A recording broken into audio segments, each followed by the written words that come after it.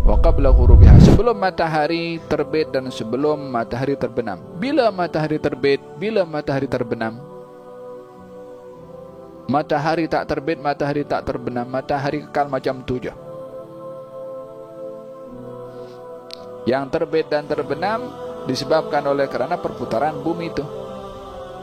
Mataharinya macam tu, bukan dia tenggelam bersembunyi sesaat baru muncul balik. Matahari terbit di sini, terbenam di sana. Terbenam di sini, terbit di sana. Jadi tak ada bahagian tempat di atas muka bumi ini melainkan akan terkena sinaran matahari, dan ada sebahagian tempat yang terbenam matahari daripadanya.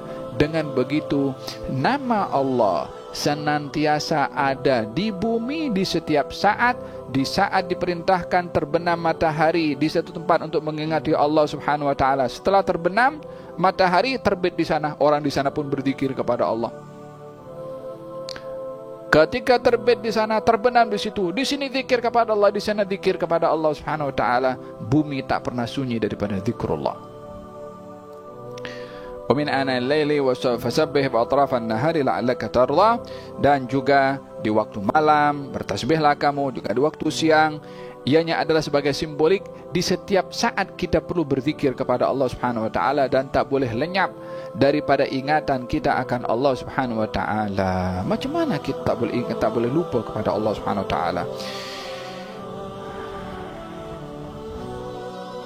Kita akan bahaskan pada pertemuan yang akan datang insya-Allah tentang bagaimana seseorang tak boleh lupa kepada Allah Subhanahu wa taala. Kata Syekh Muhammad Mutawalli Sya'rawi, sebahagian mereka para arifin tidak pernah lupa kepada Allah Subhanahu wa taala karena setiap gerakan yang mereka lakukan itu mereka menyaksikan kuasa Allah pada sesuatu yang bergerak. Kalau melihat di hadapannya itu bangunan, maka dia akan berfikir yang cipta bangunan ini ialah, kalau yang bangun mungkin yang buat reka benanya manusia, ya kan? Tapi yang buat bahannya siapa? Yang kasih otak untuk orang bikin bangunan tu siapa? Yang menggerakkan jari jemari untuk bergerak ni, buat campur semen dengan pasir sehingga buat batu bata atau besi semua, siapa?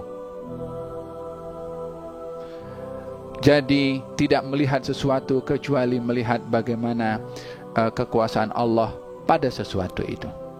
Tidak bergerak tangan kecuali ingat kepada Allah SWT. Tidak makan kecuali tahu ini rezeki daripada Allah SWT. Tidak minum kecuali tahu sumbernya air daripada Allah SWT. Tidak masuk rumah kecuali tahu ini semua adalah bahagian daripada nikmatnya Allah SWT. Wahakadha, dengan keretanya, dengan segala macam yang dimiliki, maka sentiasa ingat kepada Allah SWT. Oleh sebab yang demikian, mereka yang paling kenal dengan Allah, yang paling banyak mengingati Allah. Moga-moga Allah Subhanahu wa taala golongkan kita dalam golongan adz-dzakirin Allah katsiran wadz-dzakirat. Ya Rabbal Alamin. Moga-moga Allah Subhanahu wa taala selamatkan kita di dunia, di barzakh dan juga di akhirat.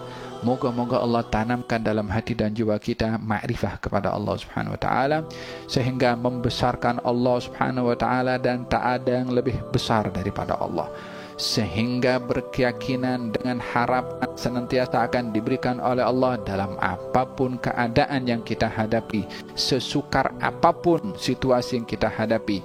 Harapan itu adalah menjadi satu jalan keluar. Moga-moga Allah Subhanahu wa taala anugerahkan kepada kita harapan yang luas dan besar kepada Allah Subhanahu wa taala. Amin Allahumma amin. Bisirril Fatihah.